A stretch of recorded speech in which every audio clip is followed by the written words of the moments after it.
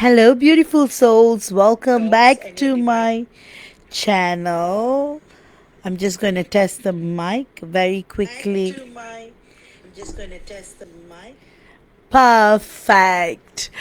Hello, beautiful souls. Welcome back to my channel and a very, very warm welcome to all the new subscribers and for all of you who have been here with me since the start.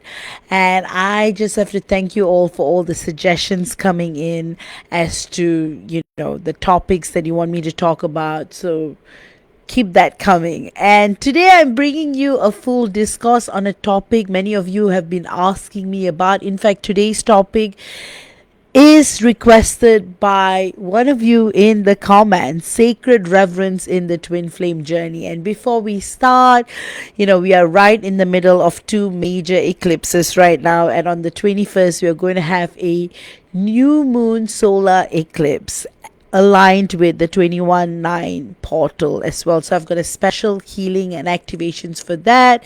So do check out my website for that. All right.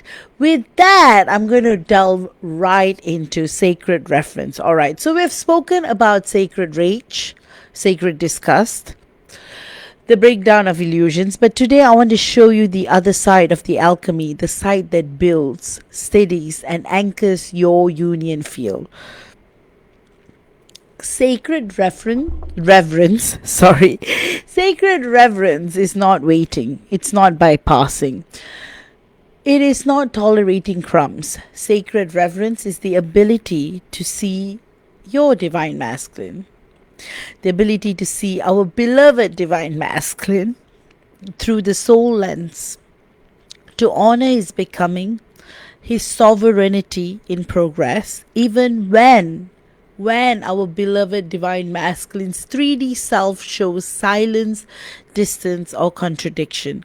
It means you stop relating to him only through the wound and you start relating to him through the truth of his soul.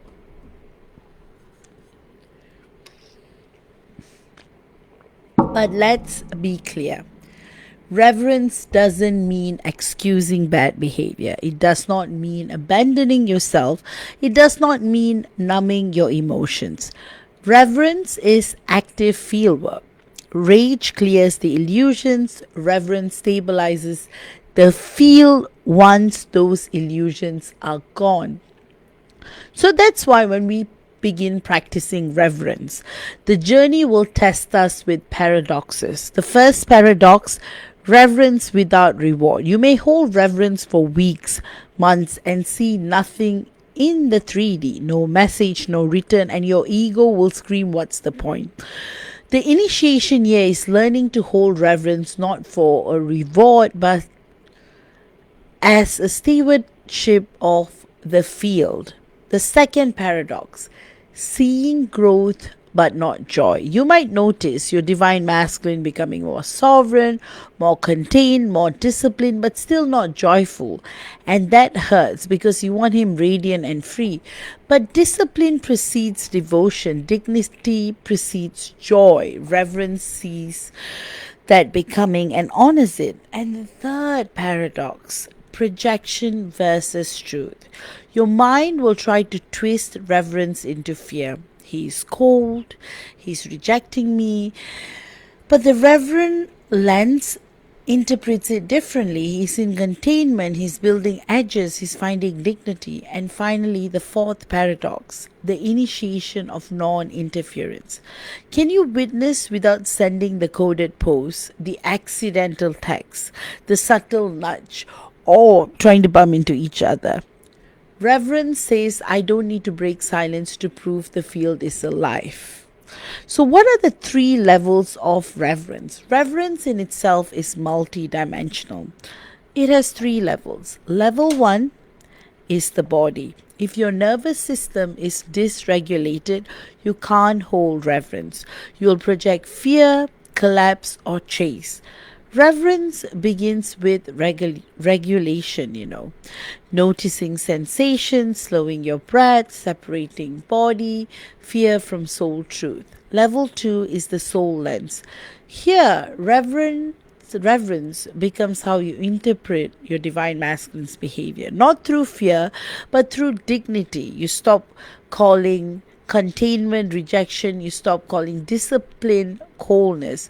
You see sovereignty in progress instead of abandonment. Level 3 is the union field. This is the highest level, guys. So reverence isn't just about you or him. It's about what your frequency is doing in the third energy field between you. When you hold reverence, the field transmits safety, dignity, and coherence.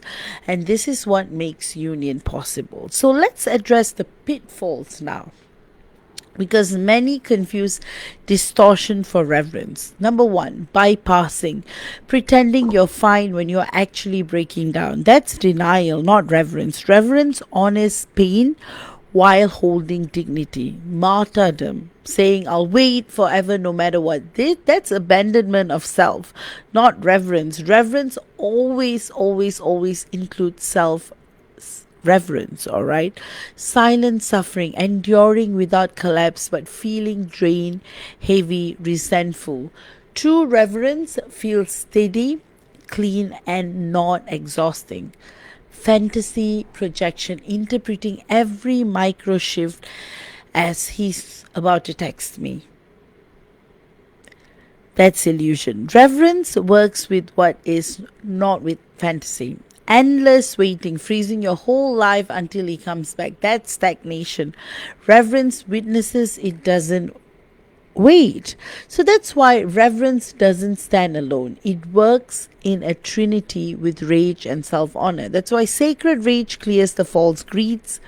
Sacred reverence stabilizes the field. Self-honor guards your boundaries so you don't collapse. So rage without reverence leaves rubble. Reverence without rage leaves illusion. Self-honor keeps both clean.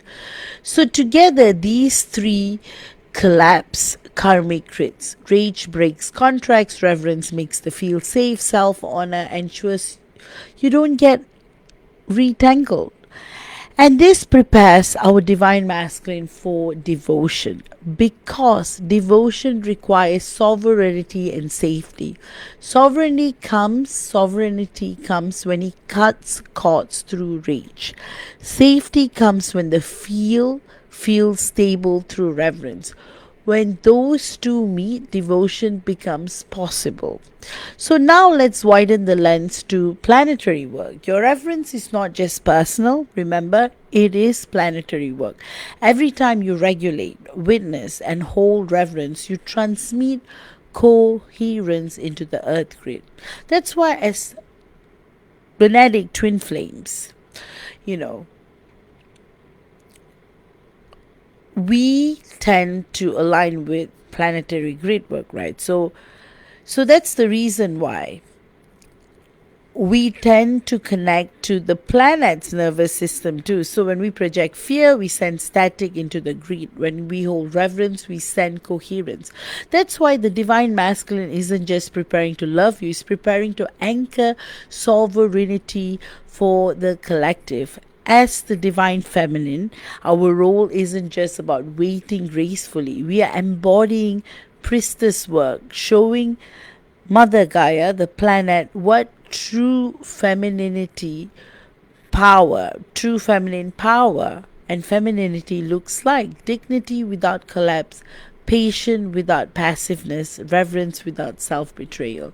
So this is ascension in practice. Ascension isn't just DNA upgrades and cosmic light codes. It's whether we can live in coherent relationships.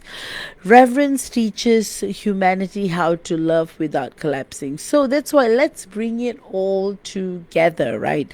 Sacred rage clears the rubble. Sacred reverence builds the temple. Self-honor keeps the temple safe.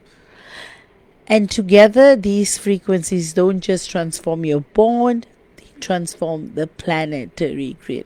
So remember, reverence is not passive, it is not waiting, it is not bypassing, it is active stewardship of our body, our soul lens, and our union field. And when you hold it, you're not just preparing for reunion, you're anchoring coherence for the entire planet. So, now that we've defined what sacred reverence actually is, let's move into paradoxes, the tests that come with it. So, we have already covered this deep, to a certain extent in part 1. So, in part 2, we are going to delve another layer deeper. All right.